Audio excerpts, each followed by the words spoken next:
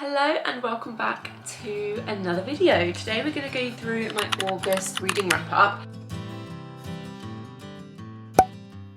And I'm not going to lie to you guys, August has genuinely been, I think, the worst reading month in terms of how many books I've read that I've had this whole year. Like, on average, I'm probably reading about, I think it's like 8 to 10 books a month. And this month, I read a grand total of 4 books.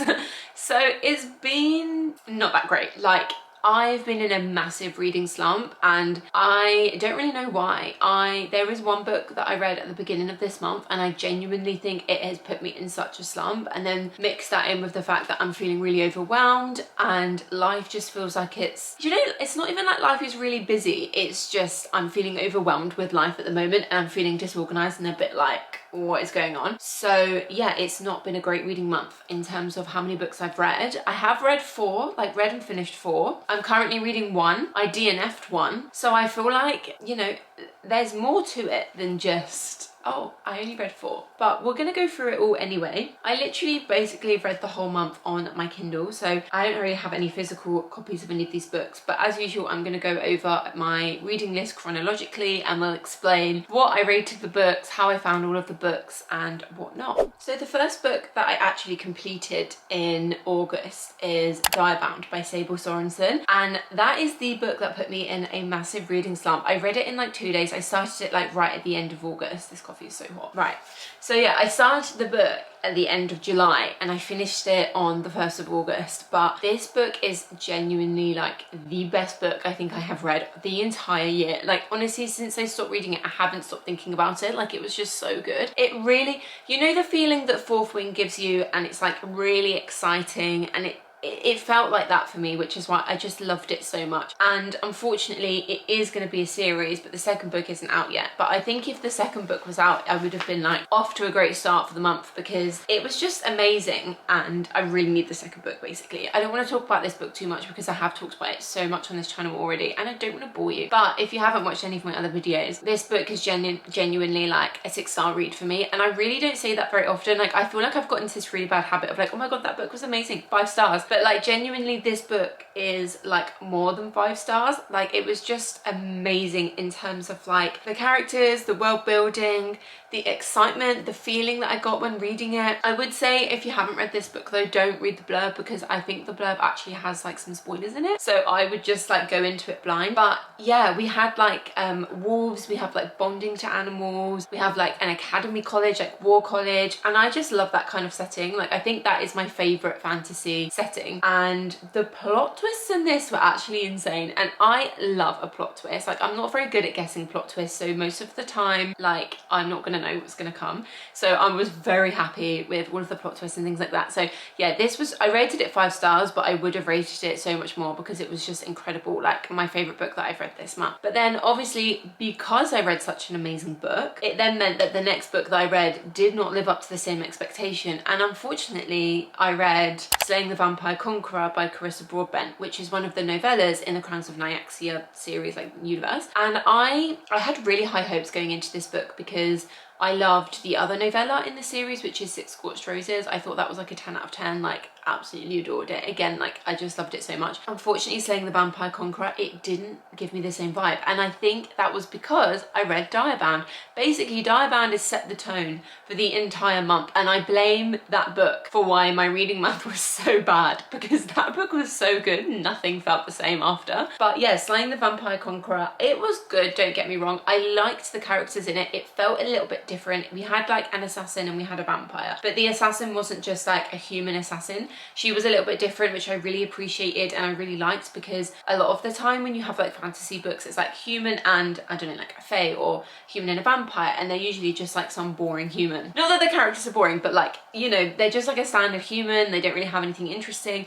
But she actually did, Silena her name was, she actually has something like a bit different about her, which I really liked. And it was like a nice like journey. The book wasn't too long, so I did enjoy it, but it did not give me the same feeling that I wanted it to give me. So I only rated that one 3 stars out of 5. But I do think if I reread it, then it would probably be more. So then obviously, because I am doing my TBR reading challenge, if you are new to my channel or you don't know me, I'm basically doing a challenge where I read through all of my physical and Kindle TBR before I buy any new ones. Doing it mostly over on my TikTok, so if you just like look in the description box, you can go and like see those videos. I have broken my rules, but we're not going to go into that here. So because I started reading the Crimes of Nyxia series, I have to then finish the rest of the series, and it's all on Kindle Unlimited as well, which was amazing. So then after I finished saying The Vampire Conqueror, I went straight on to The Songbird and the Heart of Stone. Going into this, I had no idea that this book was about Misha. I thought we were just going to be following Rain and Araya and just seeing how that like progresses, but I was thinking like after the end of the Star, what is it called? The Ashes in the Star-Cursed King, I was kind of like, where is this going to go?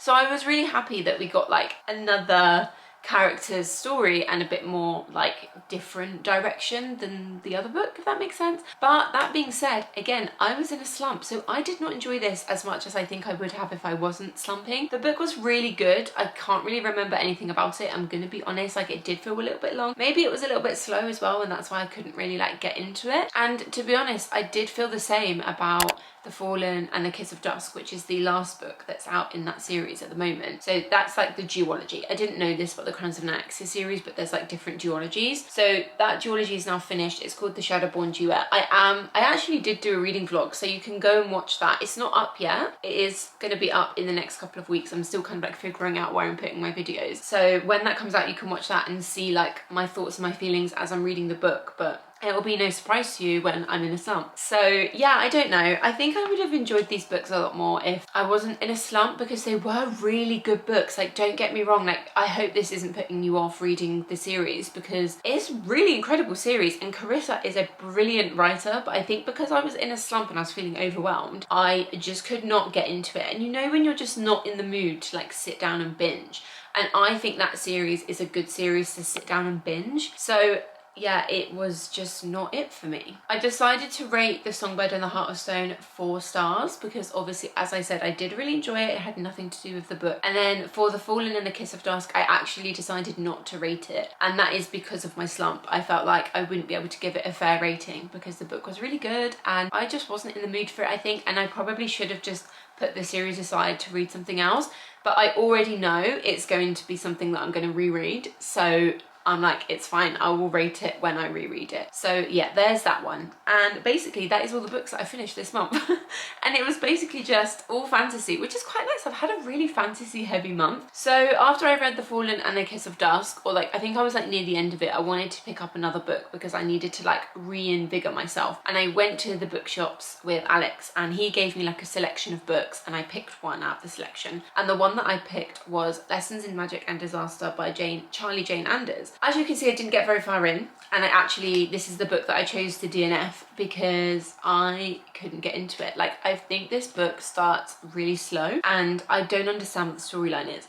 All I've gathered from the blurb so far is that the main character has to go on a journey to find this magical book, and this magical book is going to help her in some way, but I don't really get it.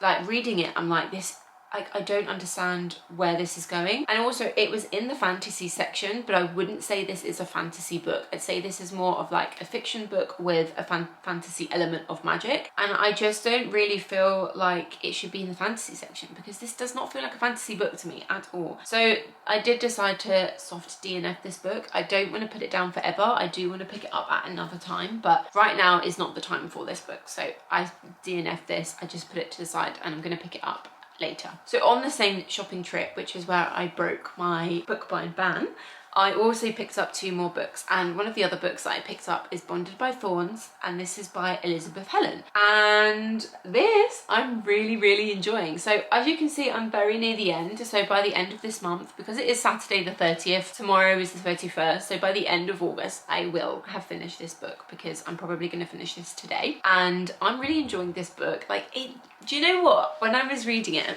sorry, I just like wanted to get comfortable there. When I was reading it, it was giving me Zodiac Academy vibes. Now, it is nothing like Zodiac Academy, okay? Do not go into this book thinking Zodiac Academy because it's nothing the same. But it gave me that vibe in the sense that it's just so unserious. Like, you know, you have like a fantasy book like like the Crimes of an Axie series, and it's very like written, it's quite serious, do you know what I mean? This is so unserious, like this is exactly how I've got out of my reading slump. Like I've really enjoyed reading this because it's just fun. It, you know, the characters aren't taking themselves a bit too seriously, like it's a little bit silly, and I'm enjoying the vibes, like it's fun. We also have multiple POVs in it as well, which is another thing about Zodiac Academies. You have like a million POVs. You have kind of the same thing here. It is mostly written in one point of view, but then you do get occasionally another character's point of view, and there's like a few characters that you get like to read about. And this book is just so much fun. I won't say too much about it because I do want, like, I prefer to go in blind, but it's basically about a human who falls into a Fey world, and then she tries to help them break their curse. Basically she like meets these princes and she wants to help them break the curse, and it's just fun. It is actually part of a series. I don't know if I am gonna read the rest of the books in the series because there's 3 more, and I'm in a bookbind ban. It's not on Kindle Unlimited,